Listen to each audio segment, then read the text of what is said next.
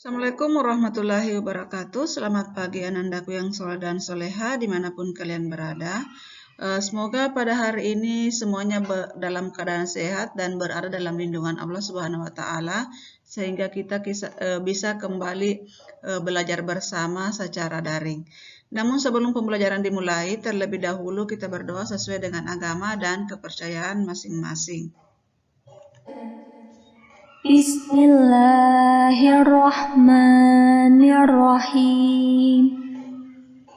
Rabbi zidni ilman warzuqni fahma.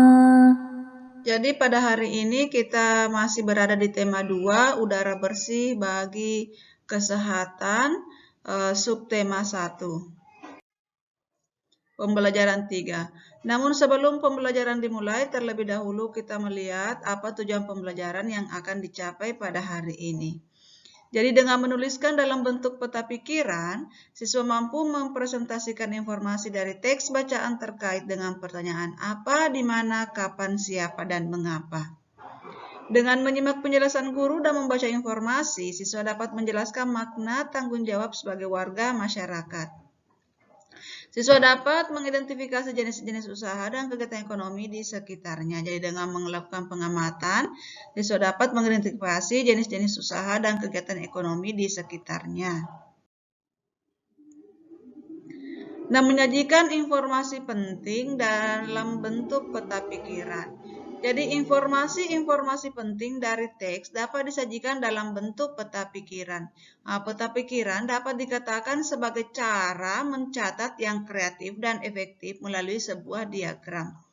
Diagram tersebut akan mempresentasikan ide-ide atau hal-hal lain yang berhubungan dengan ide pokok.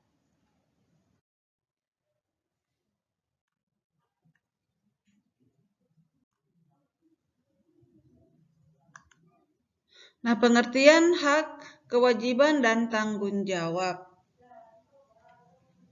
Tanggung jawab merupakan sikap terpuji yang hendaknya dimiliki setiap individu.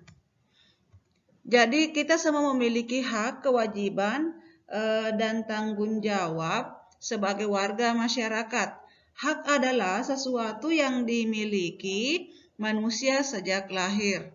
Nah, kewajiban adalah sesuatu yang harus dilaksanakan oleh setiap orang.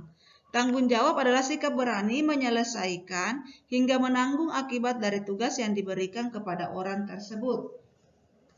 Sikap tanggung jawab mencerminkan nilai karakter setiap individu. Jadi karakter seseorang tercermin dalam sikap tanggung jawabnya, baik terhadap diri sendiri, orang lain, masyarakat, maupun bangsa dan negara. Nah, samakah tanggung jawab dengan hak dan kewajiban sebagai warga masyarakat?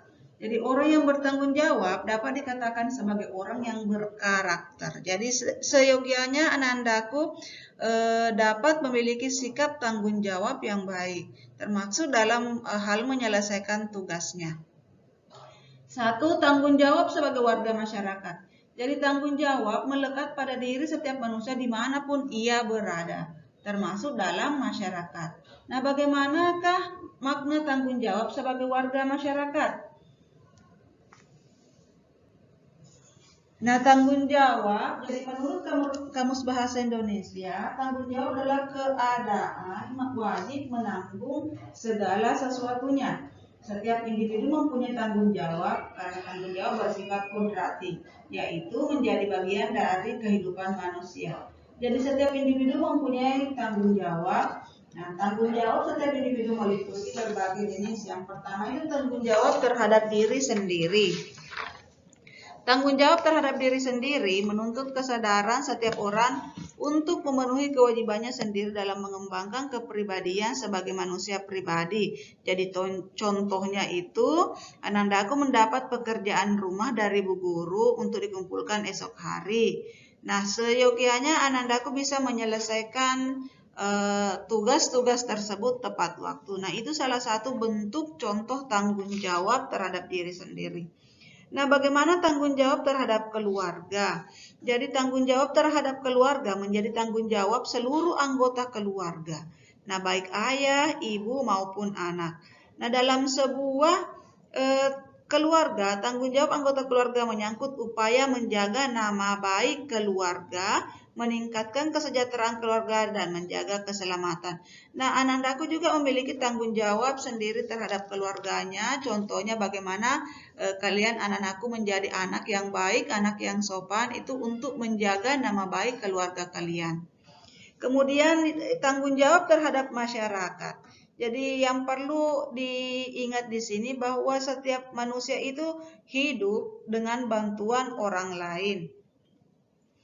Nah, seseorang melakukan komunikasi dengan orang lain sehingga terbentuklah masyarakat. Oleh karena itu, segala tingkah laku dan perbuatan setiap anggota masyarakat hendaknya dapat dipertanggungjawabkan kepada masyarakat. Nah, selain anandaku memiliki tanggung jawab terhadap keluarga, diri sendiri, masyarakat juga anandaku mempunyai tanggung jawab terhadap bangsa dan negara. Jadi setiap orang yang tinggal dan menetap dalam sebuah negara akan terkait aturan-aturan hukum dalam sebuah negara. Oleh karena itu, segala pikiran, perbuatan, tindakan, dan tingkah laku manusia harus sesuai dengan norma-norma atau aturan-aturan yang berlaku dalam negara tersebut. Nah, yang terakhir, tanggung jawab terhadap Tuhan. Jadi anandaku memiliki tanggung jawab terhadap Tuhan karena Tuhan itu sebagai menciptakan manusia ya, sebagai makhluk yang paling sempurna, mempunyai akal dan pikiran. Jadi manusia bertanggung jawab untuk beribadah, menjalankan perintah Tuhan, dan menjauhi segala larangannya. Jadi bentuk anandaku melaksanakan sholat, melaksanakan puasa itu adalah tanggung jawab terhadap Allah. Apakah anandaku sudah melaksanakan tanggung jawabnya hari ini? Iya. Jadi semoga masalah tanggung jawab ini anandaku bisa memahami lebih baik. Nah, jenis-jenis kegiatan ekonomi masyarakat. Jadi ada banyak sekali kegiatan-kegiatan ekonomi yang ada di lingkungan anandaku. Kalian bisa memperhatikan kegiatan-kegiatan ekonomi apa saja yang dilaksanakan di sekitar anandaku. Kegiatan ekonomi masyarakat berhubungan dengan proses pemenuhan kebutuhan hidup. Jadi bagaimana masyarakat melakukan kegiatan ekonomi untuk memenuhi kebutuhan hidupnya. Nah, berikut jenis kegiatan yang dilakukan manusia untuk memenuhi kebutuhannya. Nah, dalam bidang pertanian, ini bercocok tanam dan memanen hasil pertanian. Anandaku bisa lihat sekitarnya banyak sawah. Itu sawahnya ditanami dengan padi. Nah, hasilnya ini bisa dipanen, bisa untuk sebagian untuk dimakan, sebagian juga untuk dijual hingga memperoleh uang untuk memenuhi kebutuhan-kebutuhan yang lain. Kemudian perkebunan menanam kopi, teh, kelapa sawit, tebu, dan karet. Termasuk juga jenis-jenis sayuran. Jenis sayuran bisa juga masuk dalam perkebunan. Jadi selain untuk dimakan, juga bisa untuk dijual. Kemudian peternakan pembudidayaan hewan ternak, contohnya sapi, kerbau, dan masih banyak lagi termasuk ayam. Kemudian perikanan itu pembudidayaan ikan air tawar dan air laut. Ikan air tawar contohnya banyak ya, ikan-ikan air tawar, ikan gabus, ikan lele, dan lain-lain sebagainya. Kemudian kehutanan, meningkatkan hasil hutan dengan menanam tumbuhan kayu. Kemudian dalam bidang perindustrian, mengolah bahan mentah menjadi barang jadi. Kemudian pelayanan jasa itu melayani masyarakat, termasuk juga guru, itu pelayanan jasa, kemudian tenaga kesehatan, memberikan jasa untuk merawat orang lain. Nah, masih banyak jenis-jenis kegiatan ekonomi masyarakat yang dilakukan di lingkungan masyarakat yang anandaku dapat perhatikan di sekitar lingkungannya.